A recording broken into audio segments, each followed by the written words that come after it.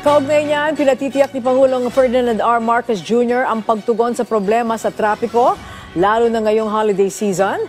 Ang MMDA, iba't ibang hakbang na pinatutupad. Ang mga yan sa sentro ng balita ni Kenneth Pasyente. Nagmistulang parking lot ang kahabaan ng Marcos Highway nitong Sabado dahil sa tukod ng trapiko bunsod ng holiday rush. Kaya ang ilang apektado at netizen, di maiwasang uminit ang ulo. Ang matinding pagkakabuhol-buhol ng mga sasakyan na yan, pinasusolusyonan na ni Pangulong Ferdinand R. Marcos Jr. Sabi ng palasyo, nais ng Pangulo ng solusyon. Alam naman din po ng MMDA, alam din po ng DOTR, alam din po ng ating mga ahensya kung ano ang nais ng Pangulo.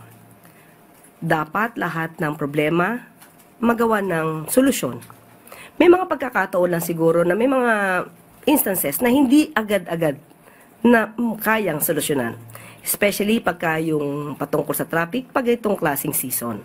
Pero ginagawan po ng paraan, katulad ng sinabi po ni MMDA Chair Don Artes. Pinatututukan din ng Pangulo ang issue sa mahigit 1 bilyong unused funds ng Metropolitan Manila Development Authority o MMDA sa budget nito noong 2024 na napuna ng Commission on Audit. Nakalaan ito sa flood at traffic management. Kaya po, tinututukan na rin po ng DPWH yung mga patungkol po dyan para po maiwasan ang ganyang klaseng delay.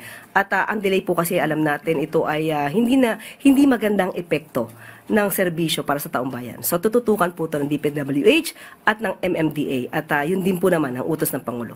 Pero paliwanag ng MMDA, nahabol na raw nila ang paggamit ng pondo.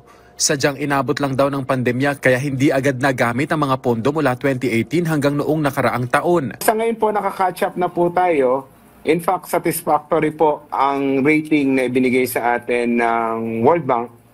In fact, about a week or two ago, meeting po kami ng mission ng World Bank at wrapping up na po tayo at we can assure the public na inayos na po natin yan, nakaka-catch up na po tayo at magagamit po ng tama yung pondo for the purpose intended. Sa usapin ng traffic ngayong holiday season, lalo na ang nangyaring traffic sa Marcos Highway nitong Sabado, sinabi ng ahensya na patuloy ang kanilang mga intervention para tugunan ito.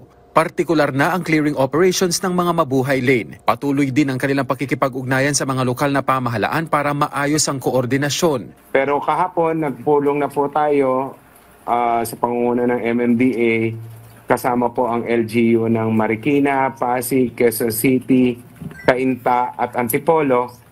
At nag-propose po tayo ng mga mitigating measures para hindi na po maulit. At mamaya po may ocular inspection po tayo today, mamayang hapon, para po tingnan yung aming proposal at para mag-agree po ang lahat po ng mga LGUs na may access po dito po sa Marcos Highway. Sa kabuuan, sinabi ng MMDA na hindi maiiwasan ang traffic ngayong Christmas season. Lalo't sa EDSA pa lamang, tinatayang aabot na sa 450,000 na mga sasakyan ang dadaan kada araw sa una at ikalawang linggo ng Disyembre. Halos doble kumpara sa 250,000 na capacity. Kaya naman nakikipag-ugnayan na raw ang MMDA sa DOTR para i-extend ang oras ng biyahe ng MRT at LRT lines para kahit paano ay may masakyan ng publiko at di na magdala pa ng sasakyan. Bagaman hindi naman daw pinagbabawal ang mga sale sa mall, hinimok din ng MMDA ang mga mall owner na iwasan ang mall-wide sale. Hindi naman po natin pinagbabawal yung sale per se, per store.